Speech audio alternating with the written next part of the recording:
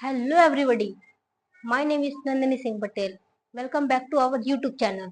तो हम लोग आपको बताने वाले हैं कि जो आपके स्कूल में जो एग्जाम्स होते हैं सबसे इम्पोर्टेंट क्वेश्चंस क्या है कि चैप्टर के एटमॉस्फेयर एंड क्लाइमेट, इससे रिलेटेड मैं आपको प्योर ऐसे क्वेश्चंस बताने जा रही हूँ जिसमें कि हूबहू यही क्वेश्चंस आपके एग्जाम में पूछेंगे और इसी टाइप्स के पूछेंगे आप सबसे। ठीक है, क्वेश्चन हमेशा सेम रहेंगे और आपको आंसर्स भी उसी में छिपे रहेंगे बट आपको पता नहीं चलेगा। तो चलिए देखते हैं।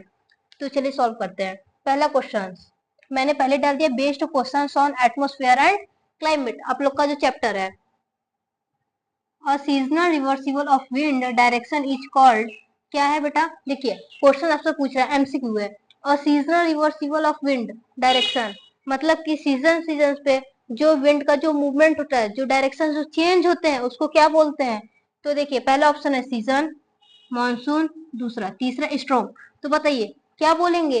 याद करिए, वीडियो में मैंने आपको पढ़ाया हुआ है, उसी से रिलेटेड क्वेश्चन है। इसका आंसर होगा बी। क्या होगा? B, monsoon. फर्स्ट का आंसर मॉनसून होगा। दूसरा question, which layer has the ozone layer that protect from UV raise?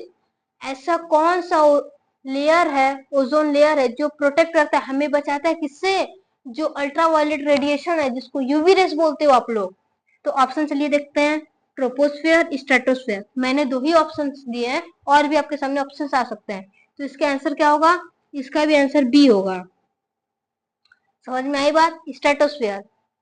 तीसरा, during the day wind blows from sea to land due to.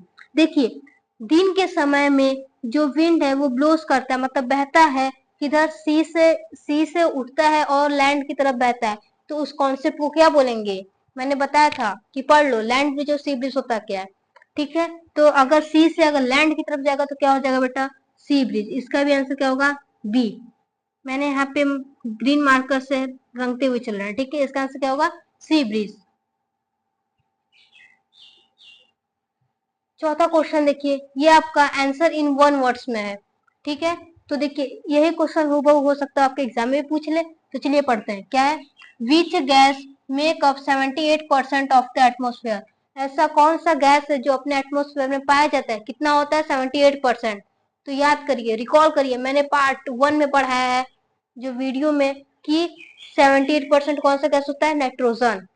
Composition of atmosphere मैंने बताया था। तो इसका answer क्या होगा? नाइट्रोजन।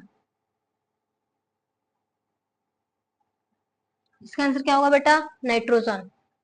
पांचवा, which breeze blows from sea to land during the day? देखिए मैंने क्या बोला था, क्वेश्चन आपसे घुमा फिरा पूछेगा मगर आंसर उसी में रहेगा। देखिए ये क्वेश्चन भी सेम है, ये क्वेश्चन भी सेम है। सेम है, बस यहाँ पे ड्यूरिंग से स्टार्ट किया है, यहाँ पर क्या है? विच से स्टार्ट किया है। तो देखिए विच ब्रिज, ऐसा कौन सा ब्रिज है जो ब्लोस करता है from sea to land during the day? घुमा फिरा कर वही चीज पूछा है। तो क्या आंसर होगा? ऐसा कौन सा ब्रिज है जो सी से लैंड की तरफ बहती है, तो उसको क्या बोलते हैं? सी ब्रिज। आंसर लिख दे रहे हैं, सी ब्रिज। सभी को विजिबल हो रहा है? ठीक है। क्वेश्चन नंबर 6, विच ऑर्गेनाइजेशन क्लासिफाइड इंडिया सीजन? ऐसा कौन सा ऑर्गेनाइजेशन है जो बताता है, क्लासिफाइड करता है सीजन्स को, हमारे इंडिया के सीजन्स को? वो क्या है? IMD शॉर्ट फॉर्म है। आप लोग इसका आंसर लिखोगे। समझ में आई बात? क्या आंसर होगा? IMD। क्वेश्चन नंबर 7 पढ़ो बेटा। What is the average weather of a place over a long time called?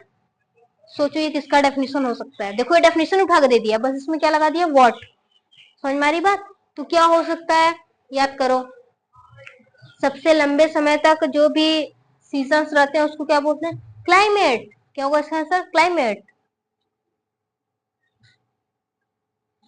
इसका आंसर क्या होगा?